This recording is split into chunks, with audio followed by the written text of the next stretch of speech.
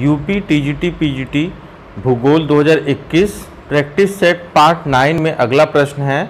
जब किसी क्षेत्र में उष्ण कटिबंधीय चक्रवातों का केंद्रीय भाग चशु गुजरता है तो वहाँ ऑप्शन है मौसम शांत होता है, बी हल्की वृष्टि होती है, सी भारी वृष्टि होती है, डी तेज हवाएं चलती हैं। इसका उत्तर होगा ए मौसम शांत होता है।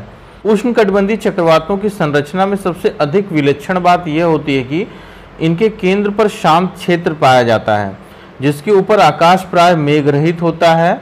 इस वृत्ताकार कोर प्रदेश को चक्रवात चशु आई ऑफ द साइक्लोन कहा जाता है। पश्चिमी घाट को वास्तविक पर्वत नाम मानकर उसे ऑप्शन है भ्रंशोत्थ पर्वत माना जाता है, बी अवशिष्ट पहाड़ी यहाँ माना जाता है, सी वलित पर्वत माना जाता है, डी उत्थित पठार का कगार माना जाता है। इसका उत्तर डी होगा उत्थित पठार का कगार माना जाता है। पश्चिमी घाट या सह्याद्री पर्वत तापी नदी के मुहाने से लेकर कन्याकुमारी तक पश्चिमी तट के समानांतर उत्तर से दक्षिण दिशा में विस्तृत है। इसकी लंबाई लगभग 1600 किलोमीटर है। इसका पश्चिमी ढलान तीव्र तथा पूर्वी ढलान मंद है। पश्चिमी घाट की उत्पत्ति अरब सागर के नीचे की ओर धंसने के कारण हुई है। यह उत्थित प्रायद्वीप पठार का कगार है। अगला प्रश्न है कथन कारण। कथन ए ब्रह्मपुत्र बेसिन में देश का सर्वाधिक जल शक्ति विभव मौजूद है। कारण आर हिमालय क्षेत्र में अधिक वर्षा, गहरा हिमाच्छादन, तीव्रगामी सदावाहिनी नदियां मौजूद हैं। इसका उत्तर ए होगा। ए तथा आर सही है और व्याख्या करता है। ब्रह्मपुत्र बेसिन में देश का सर्वाधिक जल शक्ति विभव मौजूद है क्योंकि हिमालय क्षेत्र में अधिक वर्षा, गहरा हिमाच्छादन, तीव्रगामी सदावाहिनी नदियां मौजूद हैं। ब्रह्मपुत्र नदी जो है हिमालय क्षेत्र से प्रवाहित होती है। ब्रह्मपुत्र नदी में जल की उपलब्धता बनी रहती है। हिमालय क्षेत्र में अधिक वर्षा होती है, गहरा हिमाच्छादन मौजूद है, तीव्रगामी नदियां जो है यहाँ प्रवाहित होती हैं। इस कारण ब्रह्मपुत्र नदी में सर्वाधिक जल शक्ति विभव मौजूद है। सतपुड़ा पर्वत श्रेणी की सबसे ऊंची चोटी है। ए धूपगढ़, बी पंचमणी, सी अमरकंटक, डी महादेव। इसका उत्तर होगा धूपगढ़। सतपुड़ा पर्वत का सबसे ऊंचा शिखर धूपगढ़ है जो 1350 मीटर ऊंचा है। अमरकंटक जो 1064 मीटर ऊंचा है सतपुड़ा पर्वत का दूसरा सबसे ऊंचा शिखर है। कपास के उत्पादन में प्रतिकूल दशा है। ऑप्शन है 200 दिन की पाला रहित ऋतु, बी उष्ण व शीतोष्ण कटिबंधीय जलवायु, सी बोते समय 20 डिग्री सेल्सियस से 30 डिग्री सेल्सियस तक तापमान, डी पकते समय 15 डिग्री सेल्सियस से 20 डिग्री सेल्सियस तक तापमान। इसका उत्तर होगा डी। ये सही नहीं है, बाकी सब अनुकूल दशाएं हैं। 200 दिन पाला रहित ऋतु सही है। उष्ण व शीतोष्ण कटिबंधीय जलवायु ये भी सही है। बोते समय 20 डिग्री से 30 डिग्री सेल्सियस तापमान चाहिए, ये भी सही है। कपास उष्ण और शीतोष्ण कटिबंध में पैदा होने वाला सबसे प्राचीन पौधा है। संभवतः ये भारत की ही उपज है। भारत में कपास के उत्पादन का प्रमाण ईसा से लगभग 800 वर्ष पूर्व तक पाया जाता है।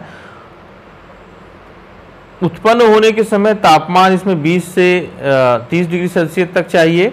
पकते समय तापमान 25 डिग्री सेल्सियस से 35 डिग्री सेल्सियस होना चाहिए। पाला इसका कट्टर शत्रु है। इसे 200 दिन की पाला रहित ऋतु चाहिए। अधिक आर्द्रता और वर्षा से कपास खराब हो जाता है। कपास के क्षेत्र 40 अंश उत्तरी अक्षांश से 30 अंश दक्षिण अक्षांश के मध्य मिलते हैं। सागर तटीय पवने कपास के रेशे की वृद्धि के लिए लाभदायक होती हैं। 76 सेंटीमीटर से 100 सेंटीमीटर तक वार्षिक वर्षा चाहिए। 50 सेंटीमीटर से कम वर्षा में सिंचाई की आवश्यकता पड़ती है। मिस्र एवं अन्य अफ्रीकी देश, मध्य एशिया के मरुस्थलीय भाग, भूमध्य सागरीय प्रदेश के शुष्क भाग, दक्षिण पूर्वी संयुक्त राज्य एवं पेरू में कपास का उत्पादन सिंचाई के सहारे ही किया जाता है। काली रेगड़ मिट्टी, लावा, चूने के पत्थर, मिली मिट्टी और चीका प्रधान मिट्टी इसके उत्पादन के लिए सर्वाधिक उपयुक्त होती है। निम्नलिखित में से कौन सुमेलित नहीं है?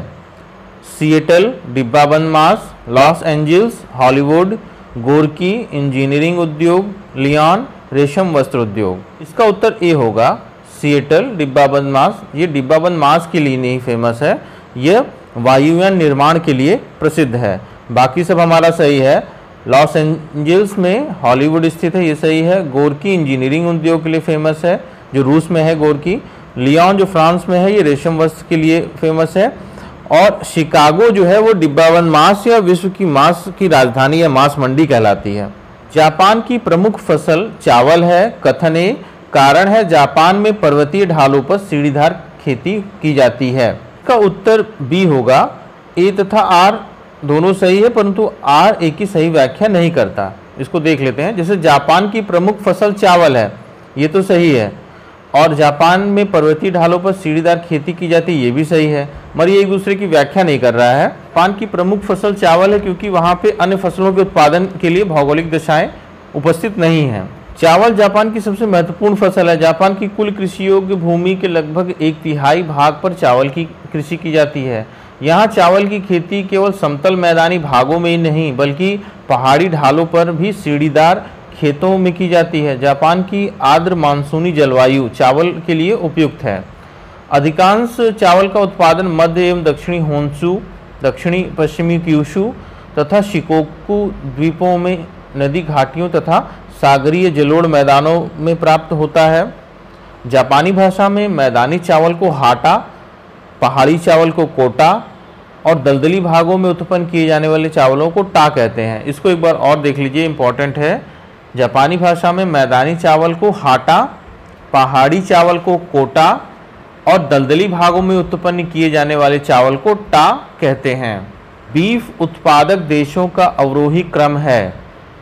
ए है संयुक्त राज्य अमेरिका, ब्राज़ील, चीन, भारत। बी चीन, संयुक्त राज्य अमेरिका, ब्राज़ील, भारत। सी भारत, चीन, संयुक्त राज्य America, Brazil. D Brazil, Bharat, चीन, संयुक्त राज्य अमेरिका। इसका उत्तर ए होगा, संयुक्त राज्य अमेरिका, ब्राज़ील, चीन, फिर भारत। इस भूगोलवेत्ता का संबंध जनांकीय संक्रमण सिद्धांत से नहीं है। ऑप्शन ए है W.S. थॉम्सन, बी नोटेनस्टीन, सी ट्रिवार्था, डी थॉर्नथ्वेट। इसका उत्तर होगा डी थॉर्नथ्वेट। जनांकीय संक्रमण सिद्धांत से संबंधित भूगोलवेत्ताओं के नाम है W.S. Thompson, Notestein, Trewartha, C.P. Blacker, Bogue, Landry, Karl Sax. जनांकीय संक्रमण सिद्धांत को 5 अवस्थाओं में बांटा गया है। प्रथम अवस्था में आदिकालीन जनांकीय अवधि जिसमें उच्च जन्म दर और मृत्यु दर तथा धीमी जनसंख्या वृद्धि होती है। दूसरी अवस्था में प्रसरणशील या युवा जनांकीय अवधि जिसमें तेजी से घटती मृत्यु दर, उच्च जन्म दर तथा जनसंख्या में तीव्र वृद्धि होती है। तीसरी अवस्था में परवर्ती प्रसरणशील जनांकीय अवधि जिसमें घटती जन्म दर, निम्न मृत्यु दर तथा जनसंख्या वृद्धि दर में ह्रास होता है। चौथी अवस्था निम्न परिवर्तनशील अथवा परिपक्व जनांकीय अवधि की अवस्था होती है जिसमें निम्न जन्म दर और उच्च मृत्यु दर तथा घटती जनसंख्या होती है। और लास्ट अवस्था है 5वीं अवस्था, जनसंख्या की लगभग शून्य वृद्धि की अवधि जिसमें निम्न जन्म दर और मृत्यु दर के लगभग समान होने के से जनसंख्या वृद्धि शून्य के लगभग होती है। नेशनल इंस्टीट्यूट ऑफ ओशनोग्राफी कहाँ स्थित है? ऑप्शन है कोची, मंगलूर, मुंबई, गोवा। इसका उत्तर होगा गोवा।